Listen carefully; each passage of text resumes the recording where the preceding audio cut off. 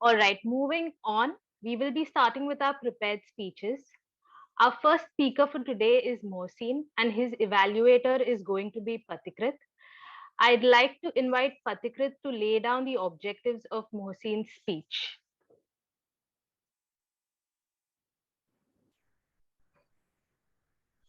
Yeah, thanks, Rudita. So my speaker for today, Mohsin, is going to give his level one second project of his pathway of dynamic leadership.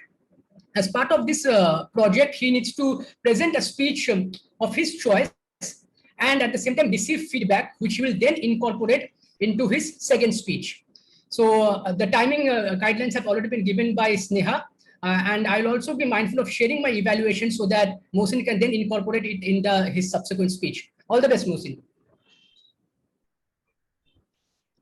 Thank you, Patikrit. So, I had a question for Mohsin, very relevant to today's topic. I had asked him that if he had the option of donning the hat of any artist, be it a painter, actor, author, which one would he choose to be and why?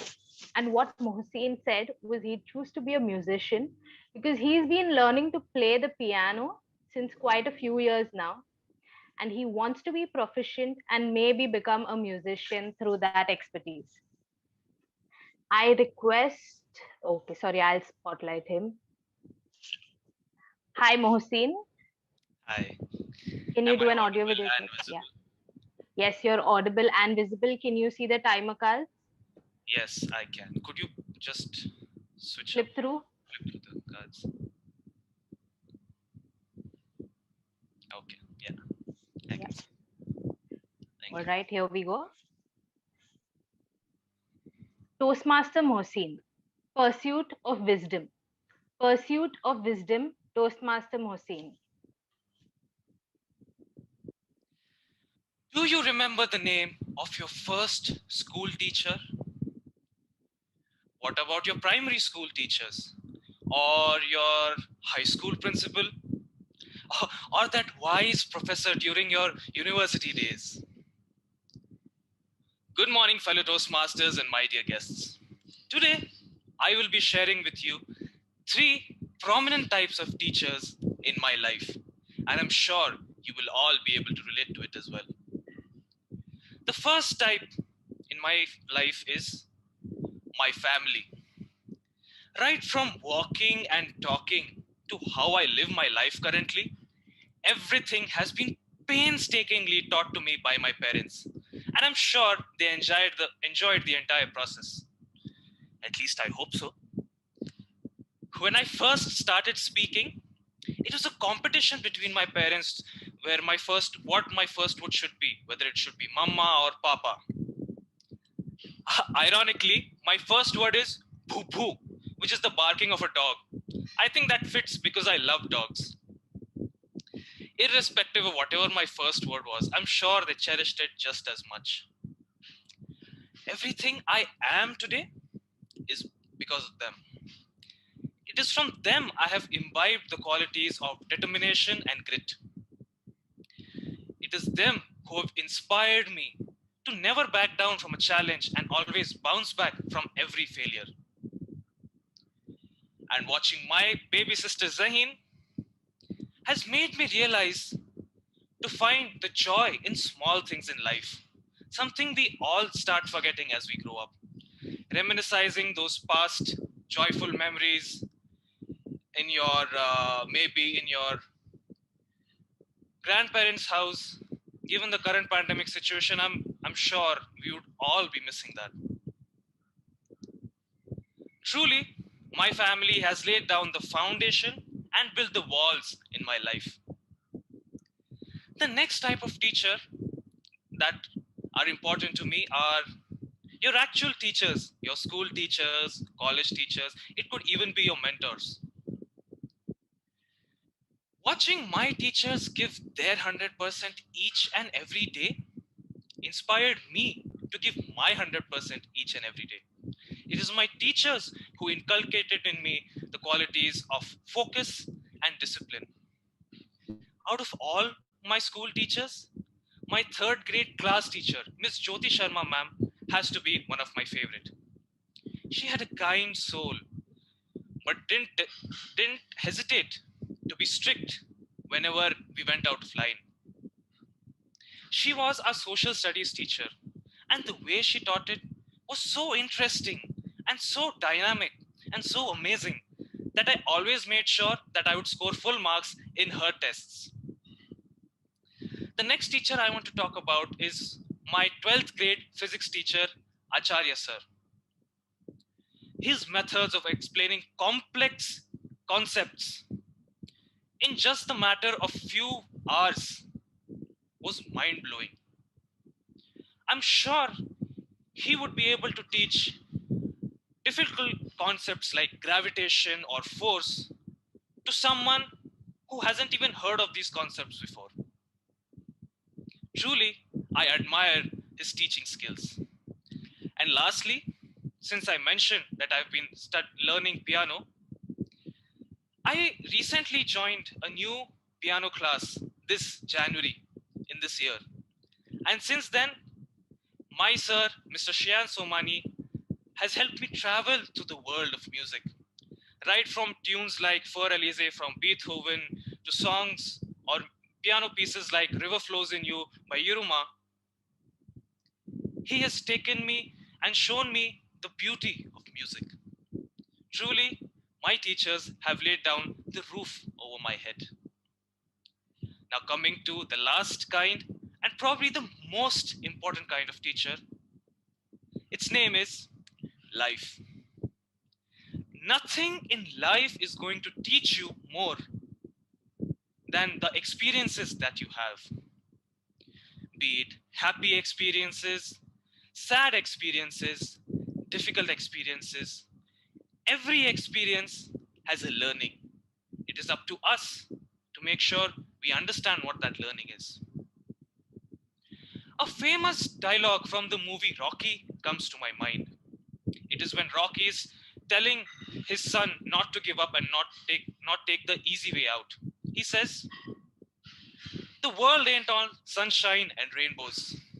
It is a mean and nasty place, and it will beat you to its knees and permanently keep you there if you let it." You, me, or anybody for that matter isn't going to hit as hard as life. But it's not important as to how hard you hit. It's important how hard you get hit. It's important how hard you keep getting hit and keep moving forward despite those barrage of hits, because that's how winning is done. I remember feeling disheartened when I missed out a seat in those prestigious IITs by a very small margin. But I realized that this is just life throwing a curveball at me. Just a challenge that life has thrown at me. And there will be many moments in my life which will help me overcome this momentary failure. And now, I'm happily going into my third year of engineering at Sardar Patel Institute of Technology, studying in the IT branch, a department I've completely fallen in love with. So you could think of life as the storm that I have to endure. Rather than me, the house that my teachers have helped me build, by the foundation and walls built by my family, and the roof being set up by my teachers.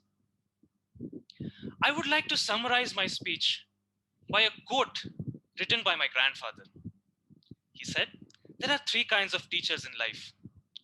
Number one, those who teach you but don't test you, like your family.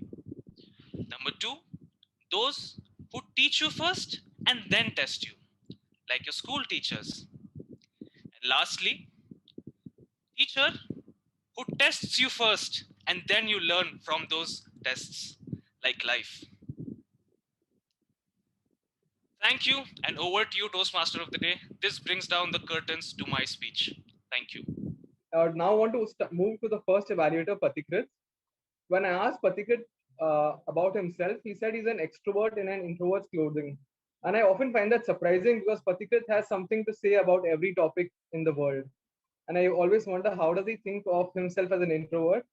And when I asked him how does he deal with negative situations and emotions, he says he likes to shift his mind into things that make him happy. like watching a good movie or a good book or simply revisiting his comic books makes him deal with emotions in a much more mature and better way. Uh, Over to you, Patikrit.